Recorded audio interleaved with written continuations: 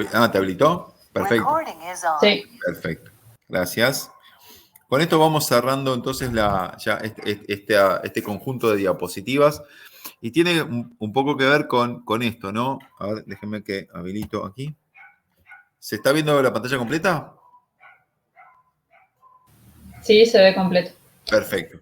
Bueno, la distribución funcional justamente tiene que ver con eso, con la forma en la que se reparte la renta entre los factores de producción. Y aquí aparece esto de la división de, el producto entre la masa salarial o la proporción que cobrarían los trabajadores como trabajadores y la proporción que se apropiarían los dueños de los factores de producción, del resto de los factores de producción, que sería el capital. Esa división es la que da origen a lo que se llama la distribución funcional y que en términos del problema económico tiene que ver con ese concepto de para quién, ¿no es cierto? Para quién se produce el producto. Ya que cuanto mayor sea la proporción que producen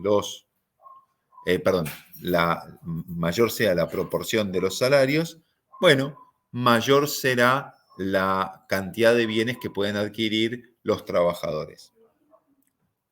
Ahora, desde una segunda forma de entender la distribución de la renta, completo el tema de la distribución funcional.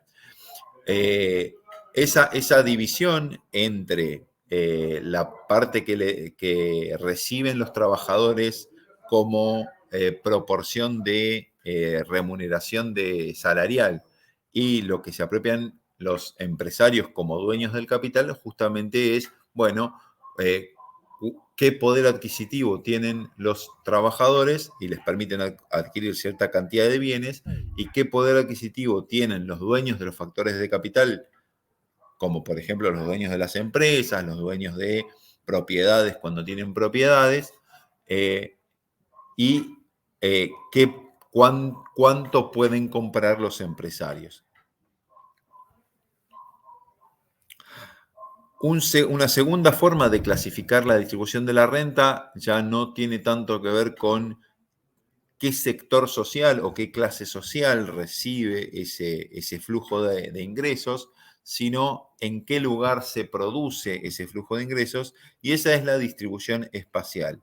Y eso, digamos, lo que podríamos obtener es, dividiendo a un país en una serie de regiones, como por ejemplo la Argentina, que está dividida en provincias, calcular qué parte del ingreso o qué parte de la producción se realiza en cada provincia, y eso nos da una aproximación de la idea de distribución de la renta en la Argentina.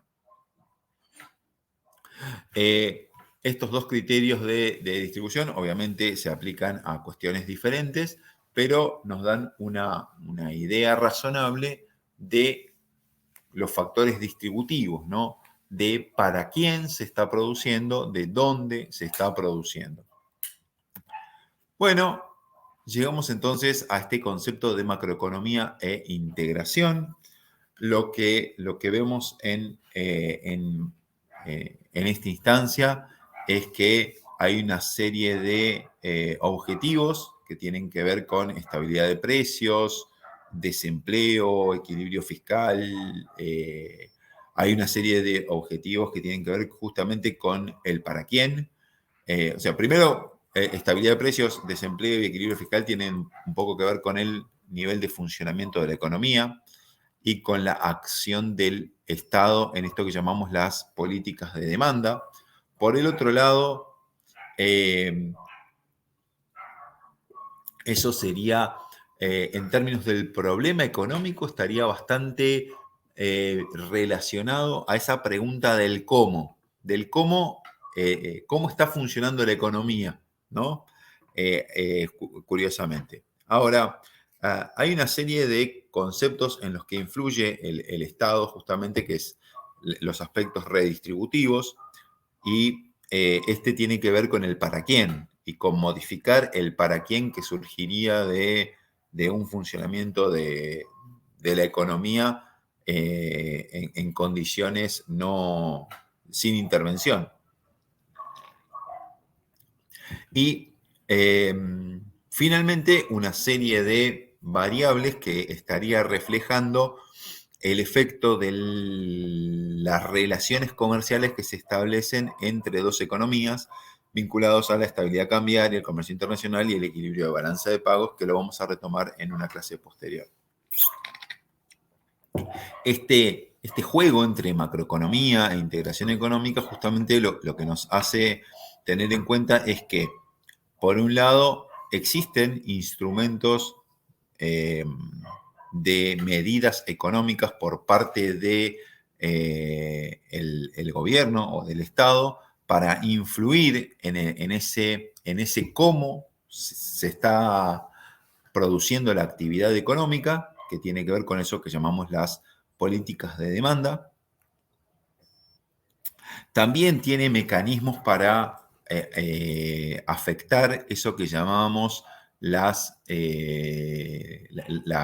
parte del para quién del problema económico, que se llaman políticas redistributivas, es decir, de alguna manera la acción del Estado permite reequilibrar lo que a juicio de la sociedad aparezcan como distribuciones no equitativas, o sea, lo que busca es volver o propiciar una mayor equidad en la sociedad. Y tenemos una serie de variables que son afectadas por el comercio internacional y la relación en otros países, pero que pueden a su vez ser modificadas por la acción del Estado a partir de las denominadas medidas o políticas del sector externo. Aquí lo que vemos entonces es un poco cuáles son los mecanismos con los que el Estado podría llegar a afectar cada una de las partes, cada uno de los temas importantes. Y lo que vemos es que esto que nos habla un poco de las herramientas que tendría el Estado para influir en distintas partes del problema económico, también nos habla de, indirectamente, de la complejidad que deberá enfrentar un proceso de integración económica, ya que justamente cuanto más integradas y más vinculadas estén las economías, mayor es la necesidad de tratar de que el comportamiento de estas variables económicas, la inflación, el desempleo, el equilibrio fiscal, el equilibrio del sector externo, la estabilidad cambiaria, sean razonablemente afines entre las economías que se integran y que tratan de establecer un mayor vínculo de unión económica, ¿no? De eso que llamamos la integración económica.